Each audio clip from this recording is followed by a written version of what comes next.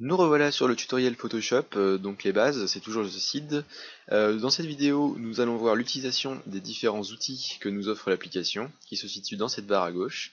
Nous allons voir comment ils s'utilisent et comment ils se traitent. Tout de suite, je vais vous montrer comment utiliser le premier, donc je vais importer une image. Euh, le premier outil, c'est donc la flèche, c'est le plus utilisé, celui qui va permettre de placer notre image comme on le souhaite. Donc ne pas confondre l'outil flèche et l'outil sélection. L'outil flèche va permettre entre autres de déplacer notre objet, de pouvoir le snapper sur un bord comme ceci en faisant en enfonçant la touche maj et en le déplaçant, hop, on peut snapper à peu près partout. Il va juste nous permettre de faire ceci, il va concerner tous les déplacements. Ensuite, si on veut traiter un élément de l'image à part, on va plutôt utiliser l'outil sélection. Alors l'outil sélection qui se présente sur cet onglet-là de base. Il y a plusieurs versions. Il y a l'outil sélection carré, l'outil sélection ellipse, et après il y a l'outil sélection pour pouvoir faire en sélection allongée pour les sites internet par exemple. Va pouvoir nous permettre de choisir l'épaisseur et de pouvoir choisir par exemple voilà, avec des lignes pour pouvoir tracer. Donc ceux-là on ne va pas les utiliser pour l'instant, on va utiliser nous le basique, hein, le rectangle qui sera ça, ou le cercle qui sera ça.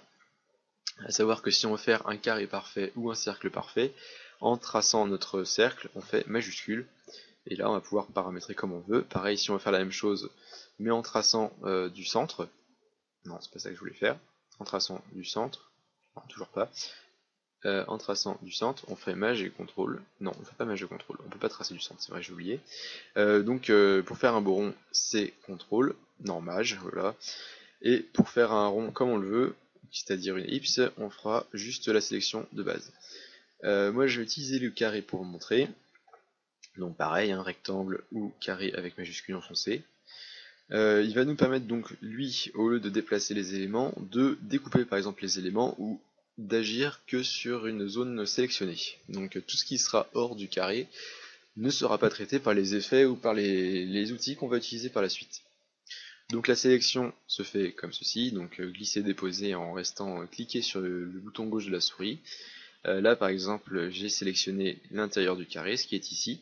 Alors du coup pour combiner les deux outils qui sont là, on va pouvoir faire notre sélection avec celui-ci, et ensuite passer sur la flèche. Vous pouvez faire V pour choisir l'outil V de la souris, du curseur, et ensuite vous pouvez transporter votre sélection où vous le souhaitez. Voilà. Donc V pour avoir la souris, et S pour... non, pas pour avoir le tampon, je ne sais plus le raccourci de cet effet. C'est M. M pour la sélection, non, M et V pour le transport. Voilà. Petite astuce aussi, des fois on a des messages d'erreur comme je viens d'avoir. Si on veut pas avoir de message d'erreur parce que on a une sélection qui est faite et que le logiciel nous demande de ne pas avoir de sélection, on fait CTRL D pour désélectionner automatiquement tout ce qu'on a sélectionné dans la compo. Donc voici cet outil-là. L'outil qui se trouve ensuite, c'est l'outil lasso. Donc celui-ci permet de faire une sélection à main levée. Donc là, ici, on a l'outil lasso, ça veut dire qu'il va accepter qu'on trace à la main. Donc si je fais une sélection comme ça, je peux tracer hop comme ça. Je par exemple, ça peut être utile si je veux faire un tour d'une lettre, etc. Mais il faut quand même bien être habile parce que c'est pas facile. L'outil lasso modifié, donc pour avoir les options, hein, je rappelle, on reste cliqué sur le bouton gauche et on a les options ici. L'outil modifié, on a le lasso polygone. Il va nous permettre de faire des tracés plus droits. Donc là, je pense que c'est un peu plus utilisé. Par exemple, hop, on va faire une sélection comme ceci. Double clic pour fermer la sélection. Et après, je peux... Hop là, mes micros qui tombent. Après, je peux transporter ma sélection où je veux. Comme ceci. Voilà. Et enfin, le lasso magnétique. Donc celui-ci, en fait, il est un peu combiné entre les deux lassos de base. Lui, il va se fier par rapport aux couleurs et aux formes qu'il voit dans l'image, et il va sélectionner un peu à sa sauce. Alors il y a quelques paramètres hein, à régler au-dessus. Là, j'ai rien fait, hein. Moi je me suis baladé autour et c'est lui qui a sélectionné comme il le sentait. On peut régler par rapport au contraste, par rapport à la taille et par rapport après à la fréquence, donc à la fréquence de crénelage de l'image, s'il va chercher tous les pixels ou s'il va chercher tous les 20 pixels, le plus proche rapprochement de couleur qu'il peut faire. On peut redéfinir après les sélections et puis on peut régler quelques petits paramètres hein, qui sont ici. Donc on va pas beaucoup utiliser celui-ci, on va surtout utiliser, alors qui est sûrement très connu, la baguette magique qui va se trouver là, qui va nous permettre de sélectionner un objet. Alors on peut régler la tolérance qui va être par définition, par défaut à 32 il me semble, je vais la remettre à 32. On peut la régler en cliquant et déplaçant la souris sur la tolérance, là hop on peut régler comme on veut. Sachant que 0 ça veut dire qu'il va vraiment prendre qu'une valeur de couleur et qu'il ne va pas aller chercher autre chose, parce qu'il se fie par rapport à la couleur. Donc moi là je veux par exemple choisir tout le noir qu'il y a sur le tour de l'image. Je vais cliquer dans le noir, hop, et là la sélection se fait dans le noir. Alors évidemment comme il y a une tolérance, il m'a pris tous les gris avec, ce que je veux pas, donc là après ça se règle. Hein. Je veux par exemple tester en 0, en 1, 2, 3, voilà, hop. CTRL D pour désélectionner, je sélectionne, et là voilà, il m'a pris plutôt que le noir, c'est un peu mieux. Donc si je déplace ça, il va m'enlever en grossièrement le noir, mais après ça c'est un outil vraiment qui est pas vraiment conseillé, hein, ou rarement, ça dépend des cas. Éventuellement, on peut utiliser la baguette magique améliorée, qui va être la sélection rapide. Ici c'est comme un pinceau, on peut régler la dimension, etc. On va prendre un petit truc.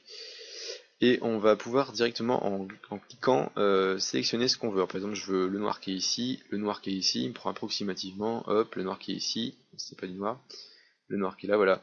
On peut faire une sélection comme on le sent, en fait on trace nous-mêmes la sélection, et puis il s'occupe de prendre au plus proche. Donc ici, éventuellement, cet outil. On verra un outil qui est beaucoup plus précis pour la sélection après. L'outil de recadrage, donc le crop, c'est la touche C pour les raccourcis. Celui-ci va nous permettre de faire des recadrages d'images. Par exemple, ici, si j'estime que je veux pas cette partie ici, je vais pouvoir dire que, et puis non plus le blanc, tout le blanc qui est autour là, je vais pouvoir lui dire que je veux ici la partie de cette image là, et puis garder, on s'en fiche du blanc, donc garder comme ceci, hop. Et là, voilà, j'ai la redimension, il suffit après de faire la touche entrée, une fois que tout est bien réglé, une touche entrée, et hop, notre composition est automatiquement redimensionnée par rapport à ce qu'on a souhaité. Donc hop, crop, ici, voilà. Donc là, j'ai redimensionné mon image, il n'y a plus le tour blanc, il n'y a plus rien, c'est vraiment pile poil. Hop, voilà. Donc là, c'était l'outil crop qui est ici. Il y a aussi d'autres outils, ceux-ci s'utiliseront pour ces outils tranches, qui va s'utiliser pour préparer et définir par exemple les boutons sur les interfaces pour site internet. On va pouvoir définir des boutons, par exemple ici si je veux un bouton je vais le placer ici, un autre bouton ici, et ensuite quand je vais enregistrer mon fichier je vais pouvoir sélectionner, enregistrer les tranches, et du coup chaque partie sélectionnée va s'enregistrer dans un fichier différent. Donc là c'est très pratique, si on a 10 boutons à traiter, on va les séparer, et du coup on a tous les petits boutons qui seront déjà faits à l'avance. Tu n'auras pas besoin d'enregistrer, de faire une sélection, de couper, d'enregistrer, machin, etc. Ça sera automatique. Donc là ici ça sera l'outil tranche. On verra peut-être ça sur un autre tutoriel. C'est un peu plus avancé donc on va pas voir ça maintenant. L'outil perspective la même chose. Ensuite, l'outil pipette ici. Alors l'outil pipette très pratique pour les couleurs. Alors moi je vais afficher les infos qui sont utiles. Voilà. Donc l'outil pipette, on la met où on veut. On peut choisir précisément en cliquant. En restant cliqué, on peut voir la couleur qu'on sélectionne. Là. Il va permettre de pouvoir capter les valeurs de couleurs qui vont s'afficher en haut à droite. Là, si j'enlève mon curseur, du coup on voit pas, donc c'est un peu contradictoire. Mais ici les valeurs, donc ici en RGB, donc ça sera la couleur écran, la conversion en couleur imprimable, ainsi que la position de mon curseur dans la composition et la taille de ma composition qui part du coin en haut à droite, à gauche, pardon, là je me trompe, jusqu'à mon curseur. Donc par exemple si je vais ici, que je clique, la valeur de mon bleu sera en rouge de 0, en vert de 108, etc. Voilà. Donc la position 445 par 326. Donc là ça peut être très important pour justement faire des calculs ou trouver une couleur pour pouvoir la réutiliser plus tard, puisque dès que je clique ici par exemple gris, ma couleur va s'ajouter dans mes couleurs ici. Donc si je fais par exemple sélection de bleu ici, et que je vais utiliser ma couleur définie de base sera le bleu que je viens de sélectionner. Donc ici, l'outil pipette très important, très utile. Ensuite, pour la retouche d'image, pour utiliser l'outil pansement qui se trouve ici. Alors l'outil pansement est assez simple, hein. Là je peux pas trop le faire, mais je sais pas, je vais essayer, mais je pense pas que ça marchera. S'il y a des petites corrections à apporter sur une image ou une photo, il suffit de régler le diamètre de mon brush. Je vais venir cliquer et glisser la zone où je veux corriger. Alors ça s'assombrit, on voit pas trop, ça fait ça, voilà. Euh, donc par exemple si je veux enlever design, hop, je vais sélectionner design et normalement s'il se débrouille bien il me l'enlève, mais alors là c'est pas fait du tout pour, c'est plutôt pour du traitement de photos. Par exemple si je fais ça, qu'est-ce qu'il va me faire? Ouais bon, il me fait n'importe quoi. Donc là c'est pas très représentatif, mais ça marche plutôt bien. Par exemple s'il y a des petits, si sur je sais pas, sur une route il y a des cailloux, on peut juste en faisant ça sur le caillou, supprimer le caillou, le logiciel s'occupe de reprendre tout ce qui se passe autour de la sélection et de boucher en fait le trou en remplaçant l'objet qu'on a supprimé. Donc là c'est l'outil pansement qui se trouve ici, il y a aussi l'outil patch qui marche un peu pareil, un peu moins bien. Je préfère ces deux-là, là. Outil pansement. Outil très important de Photoshop, l'outil brush, où on va aussi avoir l'outil pinceau, l'outil crayon, et après ceux-là sont moins utilisés, mais l'outil brush et l'outil pinceau, ce qui vont nous permettre de faire des tracés, donc là c'est vraiment la création. L'outil brush, alors l'outil brush, il y a pas mal de choses à dire. Quand on sélectionne l'outil brush, du coup on a plusieurs informations. En haut on a donc l'opacité de notre trait, donc la couleur. On va avoir le mode, donc ça on laisse, hein, c'est pas forcément utilisable tout le temps, modifiable tout le temps, enfin on va pas forcément utiliser les modes de fusion, on laisse en normal puisqu'on va faire des tracés simples. On va surtout utiliser cet outil là, ici, qui va me permettre de régler la taille de notre brush. Si je veux faire un truc plus grand, je fais comme ça, hop. La dureté, donc est-ce que mon trait va être tout droit ou est-ce que mon trait va être tout flou, voilà. Donc ça va se régler là. Et la forme du brush. Alors, c'est pour les petits curieux, donc là c'est les brushes de base. Pour les petits curieux, vous pouvez aller ici, cliquer sur la petite fleur là où je sais pas ce que c'est, et aller visiter tous ces brushes là qui sont par défaut. Il y en a que j'ai rajouté, non je n'en ai pas rajouté encore, qui sont des brushes par défaut. Alors je sais pas, on va aller voir nature, voilà. Alors nature, j'ai des trucs bizarres, on a des brushes un peu spéciaux, voilà. Donc à vous de vous amuser à utiliser ça, il y a plein d'effets. Là voilà, un effet un peu, je sais pas, ça fait un peu tag, voilà. Donc là c'est pour modifier la forme du brush. Alors si vous voulez plus d'options encore que ça, vous pouvez aller dans ce qu'on a vu dans la première vidéo, dans les onglets, dans l'onglet fenêtre, et dans brush, on va avoir tous les réglages. Donc alors on va pouvoir avoir un aperçu ici, donc l'espace entre les différentes applications si on reste cliqué. Si on veut un truc fluide, on se mettra à 1, voilà. La taille donc, la rotation. Donc ici, là, vous pouvez régler la rotation comme vous le voulez, pour pouvoir orienter votre trait s'il y a besoin. Voilà, qu'est-ce que je fais moi?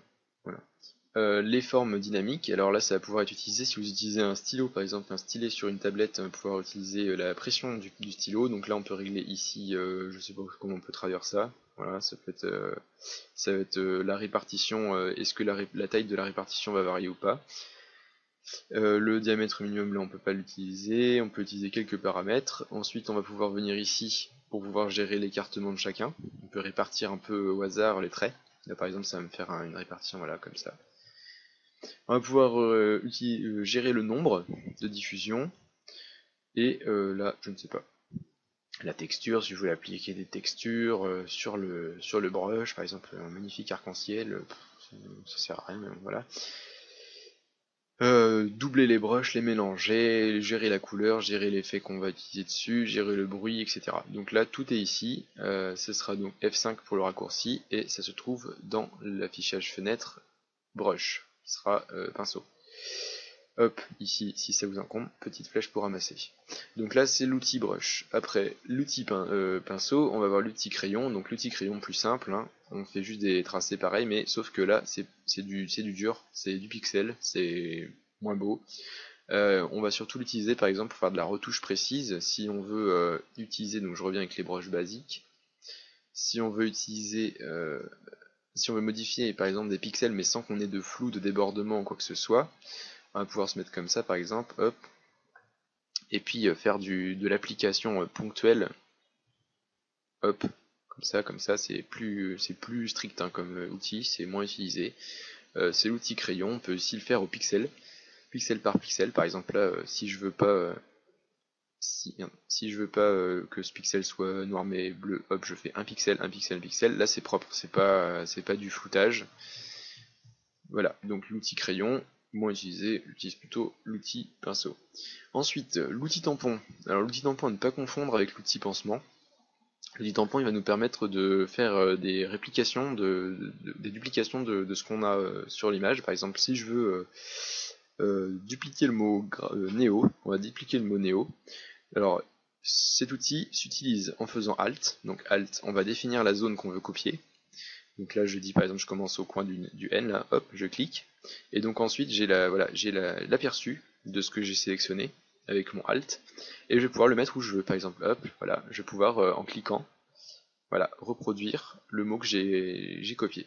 Donc ça peut être utile si on veut faire des retouches ou si par exemple on a une photo avec deux objets similaires mais qu'il y en a un qui est moins joli que l'autre ou je ne sais pas, ou juste dupliquer quelque chose, vous amusez à faire une photo dans un champ et vous dupliquez à l'infini dedans, ça vous regarde, hein, c'est cet outil-là qu'il faudra utiliser.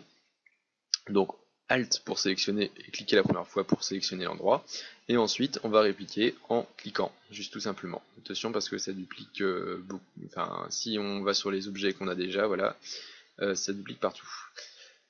Le conseil pour ça, ce que vous verrez dans les calques, c'est que les nouveaux calques, il vaut mieux gérer ça sur un nouveau calque, parce que là si j'ai ça, si j'ai par exemple fait la copie sur mon calque que j'ai tout bousillé comme ça, mon truc il est tout écrasé, je peux rien modifier. Alors que vous verrez dans le tuto des calques, si je fais une duplication de mon objet ici, non, je suis pas dessus, je le fais pas. Si je crée un nouveau calque pour séparer mes deux objets, je vais faire ma duplication, je vais venir copier ici. Et si je le fais copier sur le nouveau, si je le crée sur le nouveau calque, ici, hop, au moins je vais pouvoir avoir voilà, les deux séparés. Donc je vais pouvoir après les disposer comme je le souhaite, je peux modifier, hop, si je veux faire créer Creator, c'est super rigolo. Je vais pouvoir voilà, placer comme je veux, mais tout en étant libre de pouvoir revenir sur la modification, comme ça. Voilà. Donc, ça c'est pour l'effet tampon. Ensuite, je enlève tout mon bazar, l'effet tampon qui est ici. Ensuite, celui-là on va pas toucher, l'outil gomme ici, donc gomme très simple, hein, fonctionne exactement pareil que la brush qui est ici, donc le pinceau, sauf que lui, il efface. Donc attention parce que si vous êtes sur un background de base qui est ici, alors déjà vous pourrez pas utiliser celui-là, donc si vous êtes comme ça, si vous effacez, derrière ça va pas être du blanc, ça va être du transparent. Je m'explique, si je fais ça, que je me mets sur mon calque d'image et que je gomme, voilà, j'efface du transparent. Derrière c'est du transparent, c'est plus du blanc. Il vaut mieux donc utiliser un calque qui est mis par défaut sur la composition de toute manière, qui s'appellera background, et qui va permettre, si j'efface mon objet, de garder du blanc derrière. Ou alors à moins que vous utilisiez la broche en blanc, mais bon, c'est pas l'idéal. Donc ici, l'outil gomme. Donc pareil, un réglage de la netteté, réglage de la taille et réglage de l'opacité, ce qui peut être pratique pour faire du dégradé. Alors là, je vous montre un petit peu vite fait, dureté à 0, la taille comme ça, et par exemple si je me mets à 20, je vais pouvoir effacer progressivement voilà, mon bord en recliquant à chaque fois dessus, et voilà, je peux donner des effets un peu plus floutés que les effets qu'on pourra faire avec la gomme en opacité à 100, parce qu'il y en a qui s'amusent à faire hop, 100 comme ça, à mettre une grosse brush, à faire ça, et puis à s'amuser à faire des clics, mais alors ça marche pas, voilà, c'est pas précis du tout. Donc voilà, et je reviens en arrière. Donc je rappelle que c'était CTRL ALT Z. Alors je peux pas bloquer, je suis bloqué parce que je suis allé trop loin en avant, donc maintenant je peux pas revenir pour effacer ça, mais c'est pas grave, on va pas s'embêter, on va faire ceci. Voilà, toujours une solution de secours. Alors donc l'outil de suite, ensuite c'est l'outil pot de peinture qui va permettre lui d'appliquer la couleur en zone. Donc là pas besoin d'utiliser l'outil brush si on veut par exemple peindre toute la zone blanche là. Si on veut peindre tout ça, on va pas s'amuser à faire du pinceau autour et puis à s'appliquer à ce que ça soit pas crade sur les bords. Donc on va prendre notre petit pinceau, qui va s'utiliser pareil que sur l'outil brush. J'ai oublié de préciser que sur l'outil brush, on peut paramétrer évidemment la couleur qui va se trouver ici. Voilà. Donc par exemple, moi je veux hop, du violet, c'est magnifique. J'ai choisi ma couleur violette. Si je veux remplir toute ma zone blanche avec du violet, je vais juste choisir ma couleur ici, et puis cliquer hop, dans ma zone. Voilà. Donc là, toute la couleur s'est mise. S'il y a un objet qui est en plein milieu de ma composition, l'outil pinceau va faire le tour. C'est-à-dire que par exemple, si je fais, ça c'est autre chose, si je fais une sélection comme on a vu tout de suite, avec la baguette magique qui est bien crade, hop, et si je dis que j'enlève le noir comme ceci, et que maintenant je veux m'amuser à mettre du violet sur tout le blanc, je veux pas m'amuser à mettre un coup de pinceau partout et à faire pile poil avec les pixels, je vais prendre mon outil, hop, clic, et voilà, tout ce qui est blanc se transforme en violet. C'est presque beau.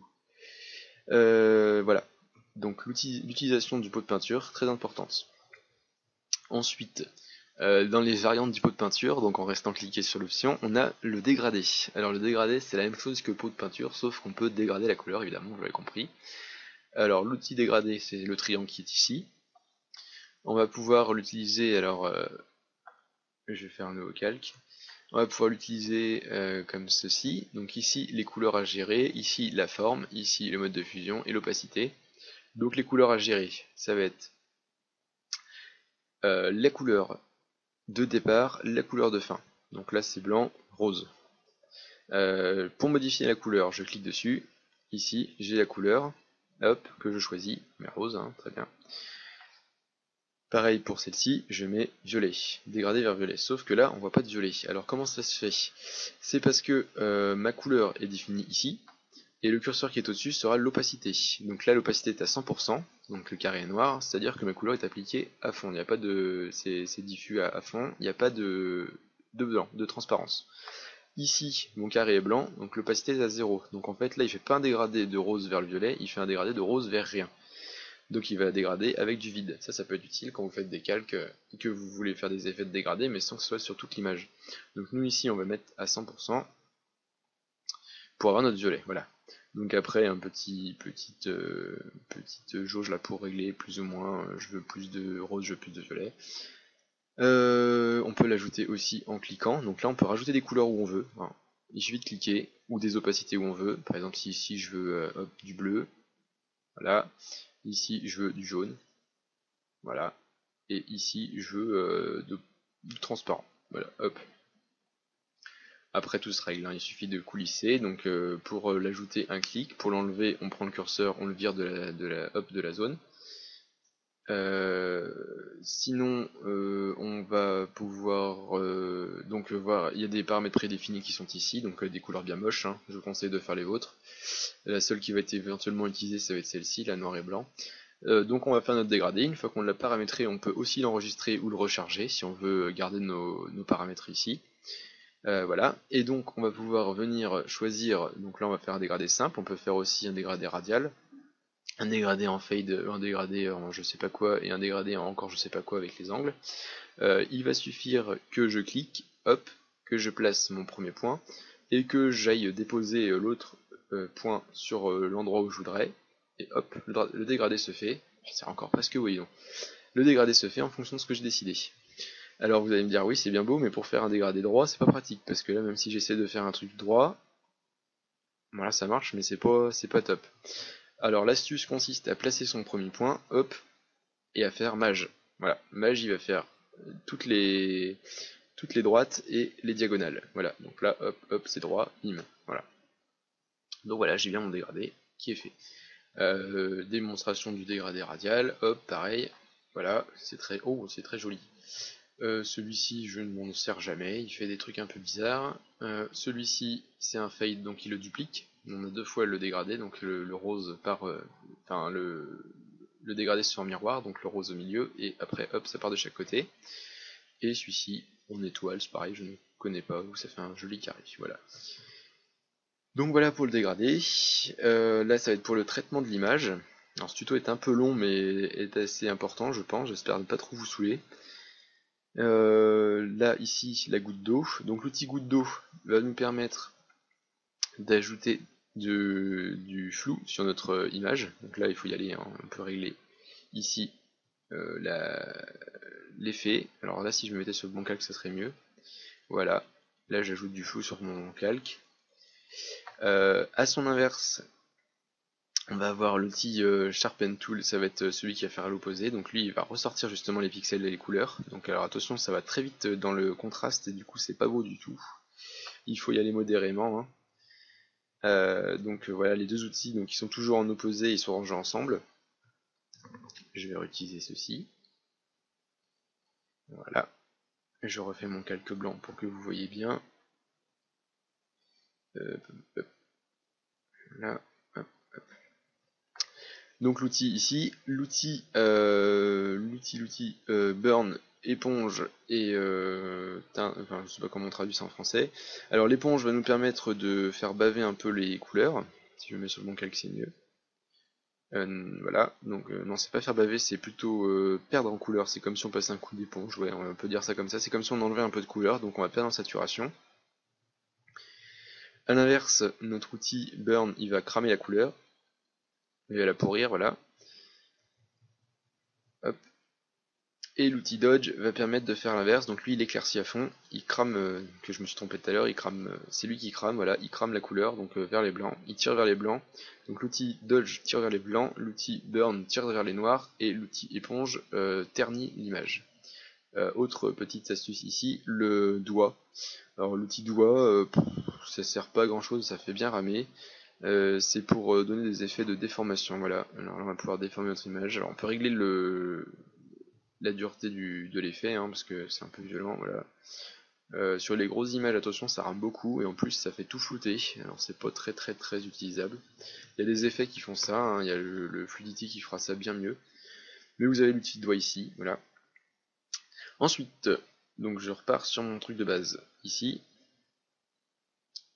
nous avons l'outil plume. Alors je parlais tout à l'heure de sélection plus propre, l'outil plume, c'est lui qui va être votre meilleur ami pour ça. L'outil plume, il se partage en plusieurs effets, donc la plume de base, le dessin à la plume, qui est pas très pratique, l'ajout de points, pour ajouter des points sur les courbes qu'on va fixer, la soustraction de points, et le paramétrage, enfin le réglage des encres, donc les poignées. Donc alors, la plume. Le mieux, c'est qu'on peut tout accéder avec les raccourcis. Alors je vais faire ma forme en plume, donc soit je clique, je fais des angles, soit je clique et je reste enfoncé et je peux faire des courbes, voilà. Donc ça va être nos poignées qu'on va pouvoir modifier.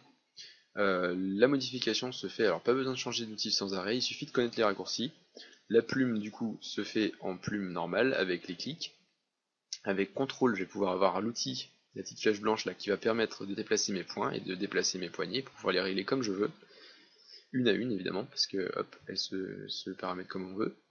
Et la touche Alt va permettre sur les points, hop là, de rajouter des points, sur les courbes de rajouter des points, pardon, et sur les points qui sont déjà fixés, de redéfinir. Alors un clic va supprimer l'angle, et un clic enfoncé va permettre de redéfinir la courbe. Voilà.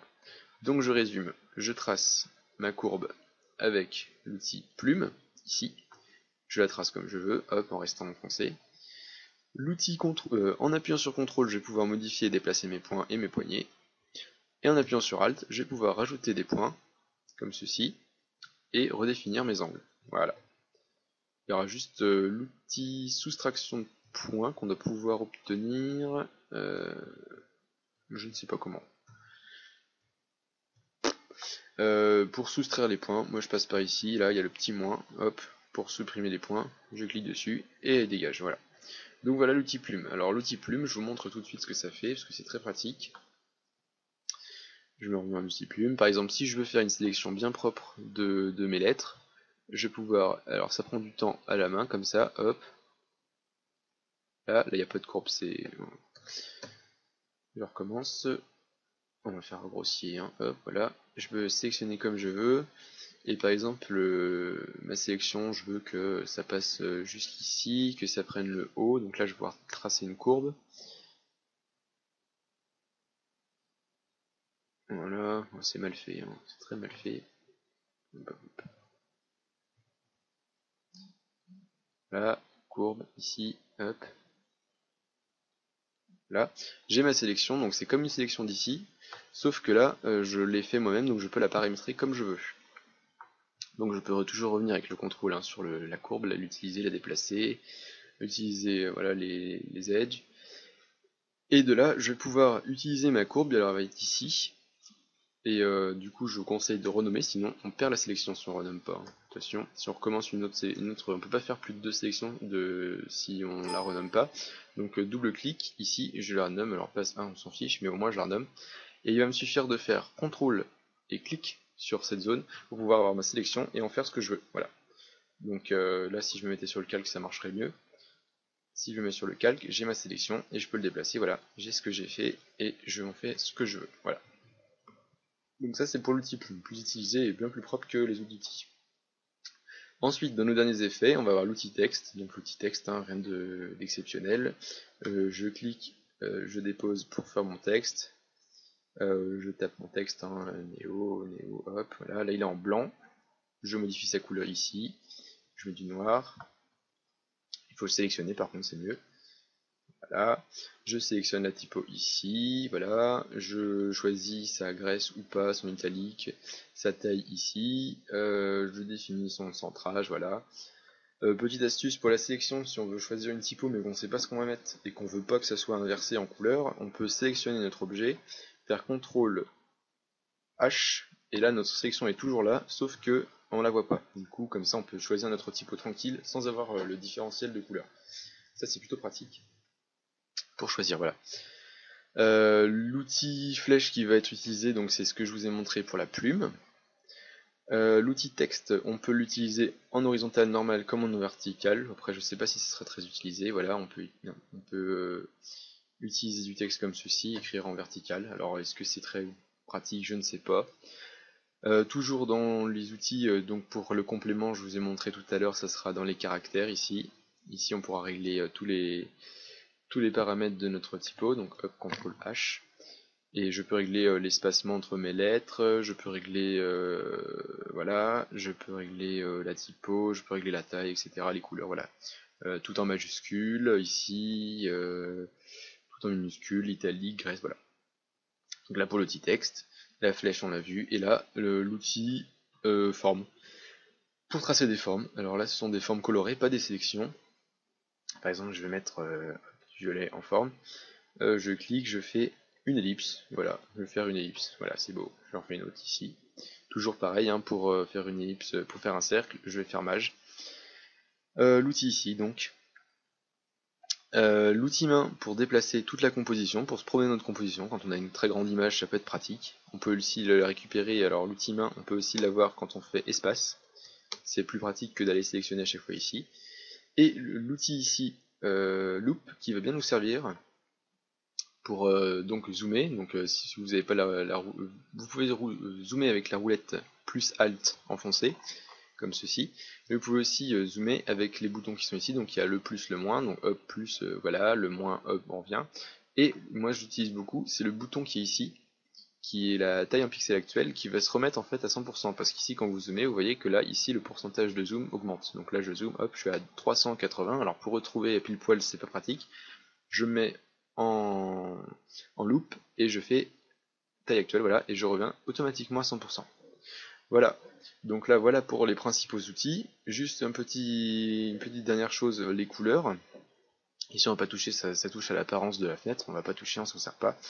Les couleurs, donc la couleur qui va être utilisée en première sera toujours celle qui aura le petit coin qui est au-dessus, donc ça sera celle du dessus. Et la couleur qui est en dessous, ce sera pour utiliser, par exemple, si on va créer des effets, on va pouvoir choisir deux couleurs en même temps et elles seront mélangées en même temps. Ou alors pour mettre une couleur de côté, par exemple, si je veux garder ce violet, mais que je veux créer un bleu maintenant, mais que je réutiliserai le violet plus tard, je fais mon violet ici, donc je clique, je choisis mon violet. Je fais la petite flèche pour inverser, ici il se met de côté, et je peux modifier ici et prendre du rouge. Voilà. Donc je vais pouvoir utiliser mon rouge, me mettre sur un calque, utiliser mon rouge. Et maintenant, si je veux réutiliser mon violet, hop, repasser en violet, réutiliser mon violet. Donc j'ai deux couleurs de base. A savoir que si je veux repartir avec du noir et du blanc de base, je clique sur les deux petits carrés ici, et hop, je repars avec du noir et du blanc de base. Voilà. Donc voilà, juste une dernière petite chose que j'ai pas dite, c'est que, je ne sais pas où il se trouve parce que j'utilise que le raccourci, c'est que si je veux retoucher par exemple mes formes, on va dire que mes formes sont là, voilà, non, on va prendre ce cercle là, voilà. Donc le cercle qui est ici, si je veux le déformer, ou le agrandir, ou le faire tourner, je vais pouvoir faire donc sélectionner et faire le CTRL T. J'ai les poignées qui apparaissent et du coup je vais pouvoir paramétrer tout ce que je veux. Donc là c'est très pratique, c'est pour ma forme. Par exemple si je veux agrandir, hop, je vais pouvoir agrandir comme je veux ma forme, la déplacer, la mettre en place, voilà. Je vais aussi pouvoir la faire tourner. Et c'est tout. Alors après, il y a d'autres paramètres, hein. On peut faire des effets de perspective toujours avec les mêmes combinaisons que d'habitude, CTRL ALT. Par exemple, CTRL hop va pouvoir nous permettre de bousiller la perspective, voilà. Avec ALT, ça va être carrément le doublage comme ça, voilà. Euh, Toujours pareil aussi, si je veux agrandir en gardant les proportions, je reste enfoncé la touche Maj pour pouvoir garder la proportion, voilà, comme ça, hop. Si je veux faire tourner en gardant des règles précises de 5 degrés en 5 degrés au lieu de faire des virgules impossibles à calculer, je fais Maj pareil, hop, voilà, je peux choisir mon angle, il s'affiche à un côté de mon curseur. C'est de 15 en 15. Voilà, donc si on peut faire tourner l'objet complètement, c'est pratique, voilà. Pour sortir du menu, soit on confirme avec entrée, soit on échappe pour quitter. Moi je confirme, voilà. Donc voilà, vous avez vu les principales bases de tous les outils qui sont ici. Après, je peux pas tout vous dire, il faut que vous découvriez chacun par vous-même pour vous faire votre propre utilisation de chacun des outils. Voilà, c'est la fin de ce tuto. On va voir donc à suivre les calques qui se trouvent ici, que vous avez un peu vu utiliser déjà. En tout cas, si vous avez des questions, n'hésitez pas, mettez-moi un commentaire sur la vidéo. Et sinon, je vous dis à la prochaine.